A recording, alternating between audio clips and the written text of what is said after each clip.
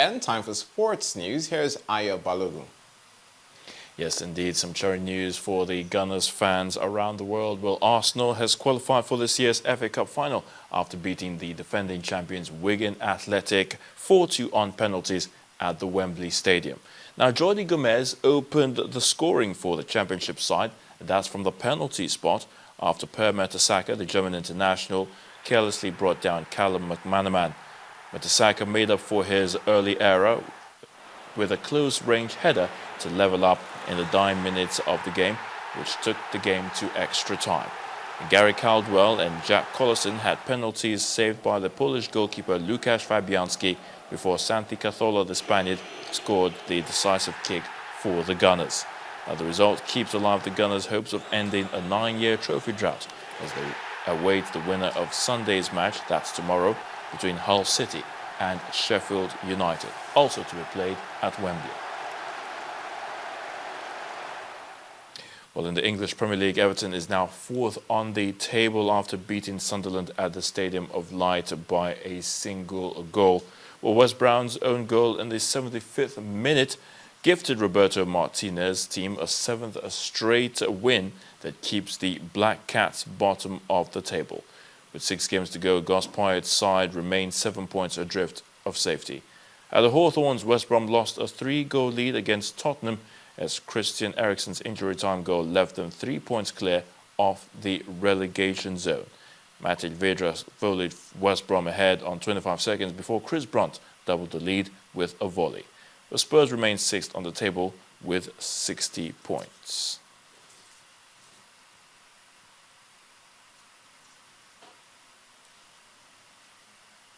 Well, games played by the National Nigerian Professional Football League have failed to produce a winner as Kaduna United and Heartland have managed a 1-1 draw. Now, Isa Aminu's 44th minute penalty gave the home team the lead before Togolese striker Saibu Baradu equalized for the Owerri-based team in the 52nd minute. Now, in Port Harcourt, the visiting team, Enugu Rangers, held Dolphins to a goalless draw. Well, on Sunday, it's the double-header in Kano. As defending champions, Kano Pillars will take on the newcomers Taraba FC, while El Kanemi Warriors will tackle Lobi Stars. Well, Sydney 2000 Olympics 4x400 meters gold medalists Clement Chukwu and Enefiok Udobong have expressed their doubts over the appointment of the relay coordinator Maurice Green. Udobong believes the appointment is just a waste as the former 100 meters champion has no record in coaching.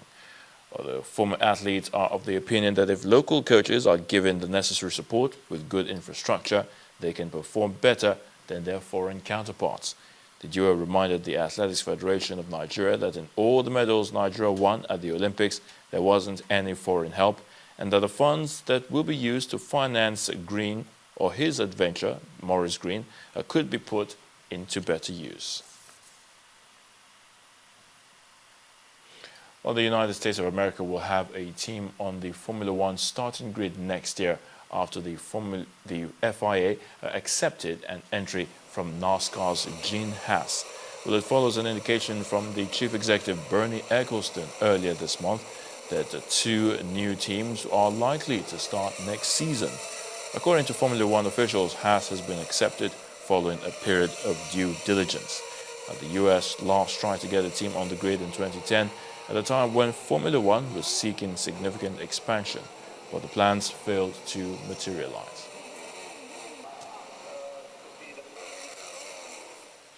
That's in the sports news. The news at 10 continues shortly.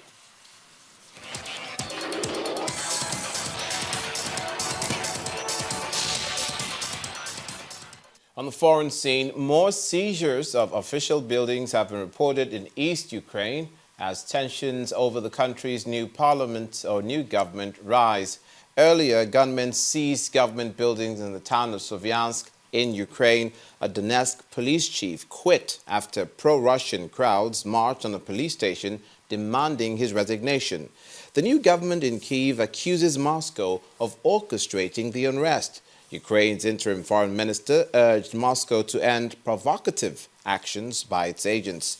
Tensions are rising in the east as pro-Russian activists continue a standoff with Ukraine's new government.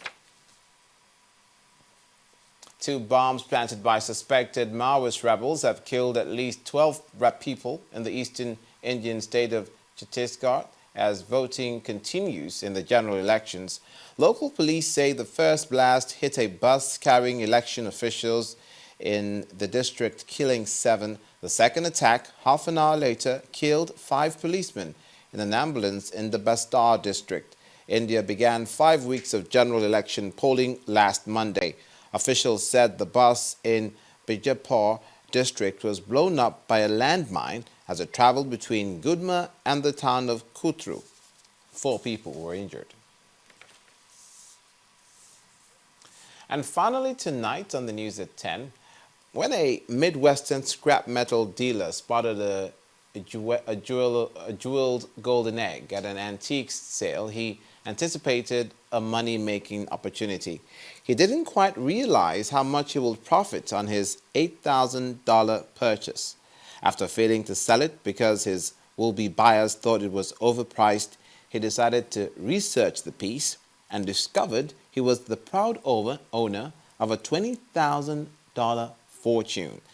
This is the story of the unidentified American that bought one of the 50 Fabergé eggs ever made. This is the $20 million Fabergé egg from the Imperial Easter collection, which was thought to have been lost for over 100 years now. It was last seen at a 1902 exhibition at St. Petersburg.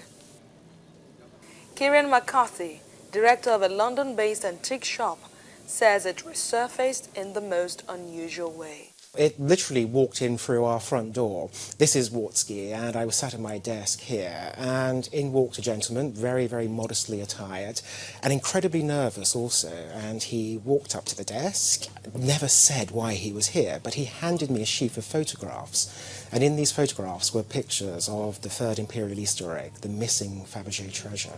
The Imperial Fabergé eggs were a series of lavish Easter eggs created for wives and mothers of the Russian royal family between 1885 to 1916. It was first crafted for Russian Emperor Tsar Alexander III, which he gave to his dear wife to celebrate the 20th anniversary of their union. Ever since then, it has become a family tradition. The jeweled egg, 1 out of 50, contains the Vacheron Constantin watch as a surprise inside. A brilliant cut diamond serves as the button to open the egg, which sits on a gold stand with captioned blue sapphires and rose diamonds. Now owned by a private collector, the Fabergé egg is expected to go on display next week for the first time in 112 years at Wartsky, and it would run for 4 days. Fabergé egg, I did say 20,000, beg your pardon, $20 million. So small, yet so expensive. And the main news again.